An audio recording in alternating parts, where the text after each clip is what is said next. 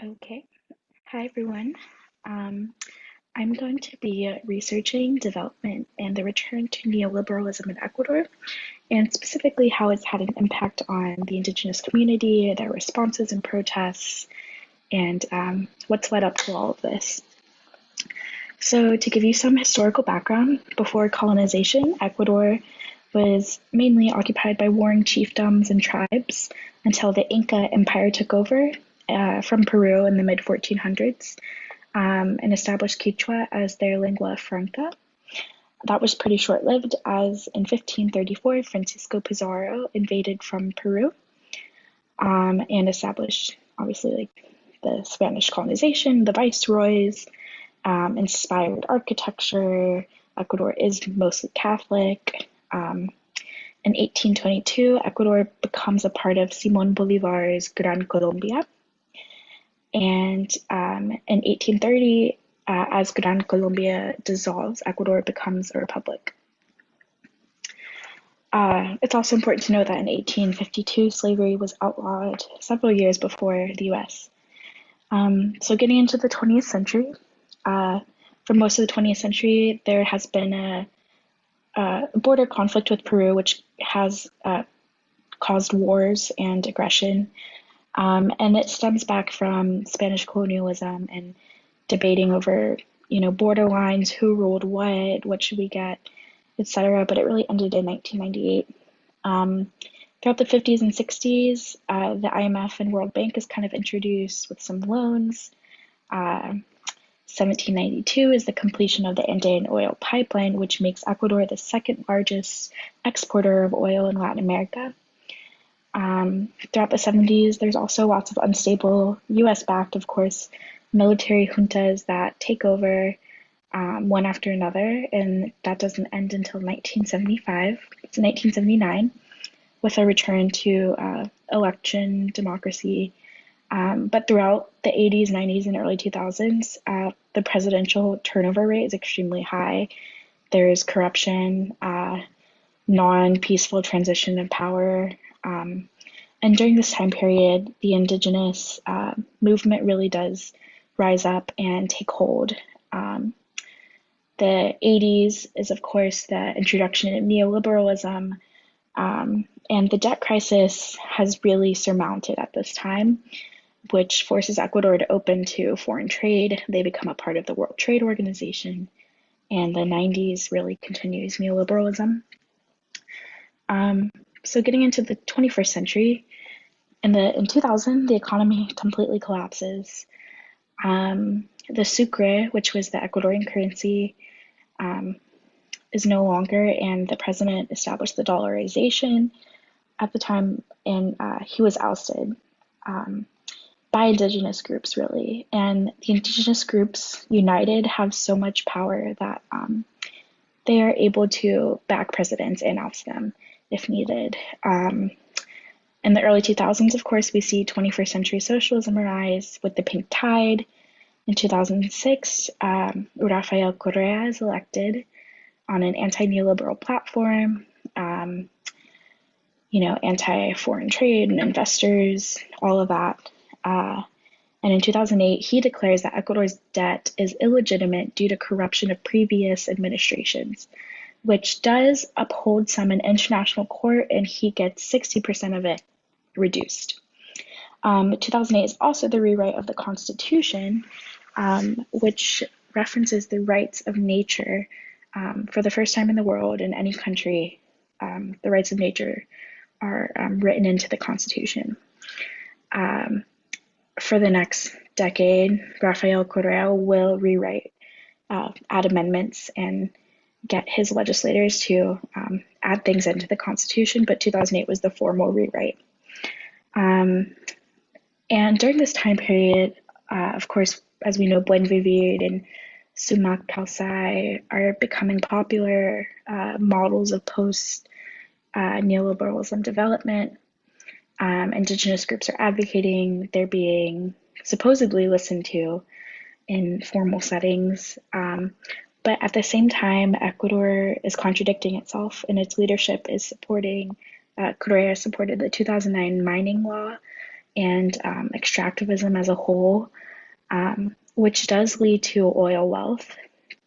And so his term, which he eliminated term limits, but he ended his presidency in 2016 with a lot of controversy and claims of corruption.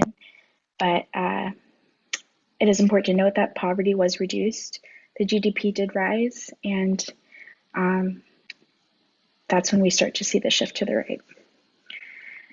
So, my research questions will mainly ask what led Ecuador to swing back to neoliberalism, and how have Indigenous groups been undermined by the false promises of the neoliberal era. How do they continue to advocate for themselves, and what is happening under the current neoliberal president? So kind of digging a little bit deeper into the last 5 years, as I said earlier, Correa did use Ecuador's oil wealth from extraction to fund many of his social reforms, which were productive, but at the expense of indigenous land and rights, and the rights of nature. As I said earlier, there's a lot of indigenous advocacy, but the indigenous people, and they are united under CONAI, which is the Confederation of the Indigenous Groups of Ecuador. So that's what I'm referencing. I'm referencing CONAI. And CONAI has a huge issue with Correa for all the false promises, and they absolutely do not support him during any of his period, really. So, Correa also had a lot of authoritarian tactics. He persecuted journalists who didn't agree with him, which led to a deep divide in the left and in the country as a whole, and his decrease in popularity. Following Correa was Lenin Moreno, which was his vice president throughout the time period. And surprisingly enough, after being serving loyal in Correa's administration, Moreno, once he's elected, starts to reverse Correa policies.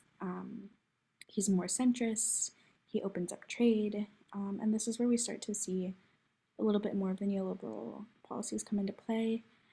At this point, neither side of the political spectrum is happy. Moreno does begin to negotiate an IMF loan, which will actualize under Lasso's presidency. And it's a $6.5 billion loan. And there's a fuel subsidy protest, so Moreno got rid of the fuel subsidies to try to, gain more revenue, which led to, and it's removing the subsidy is not something that people can afford at all in Ecuador. And in October 2019, there was extreme protests, mainly led by indigenous groups, the CONAI, the Confederation, and due to police brutality and aggressive retaliation, this took 8 lives. So now we have Guillermo Lasso, who is the current right-wing conservative neoliberal president, and he campaigned on tax breaks, neoliberal policies, but he's in treacherous waters, thin ice. The country is deeply divided politically. Even the left and the right, they're fragmented on either side, and he is not elected because people want his policies per se, but he's elected because people are still angry at Correa's leadership. Most recently, the Pandora Papers came out a month or two ago, which proved that Guillermo Lasso has offshore accounts that he's using and evading taxes, which is illegal in Ecuador for elected representatives to use offshore accounts. There's an anti-elite sentiment that remains in Ecuador, and the government is fragmented and weak. The legislative and executive don't agree, and it's kind of at a standstill. So indigenous advocacy has been rising and rising. CONAI, the Confederation, is more united than ever at this point, and they're tired of being undermined, and through pointless dialogue. They released a statement literally 2 or 3 days ago, completely rebuking Guillermo Lasso's neoliberal policies, explaining that the capitalist system doesn't work, wanting retribution or wanting reparations for the police brutality that's happened in October 2019,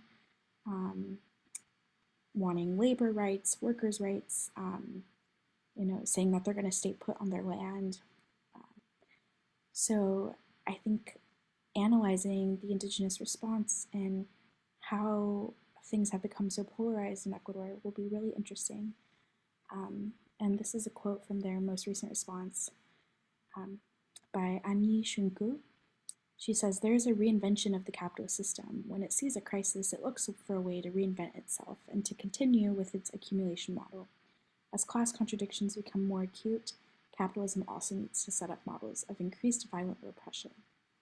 And she goes on to say that since capitalism is increasingly violent and repressive, CONAI and the Confederation of Indigenous People in Ecuador will readjust and re-strategize their techniques, their tactics to ensure that their rights are protected.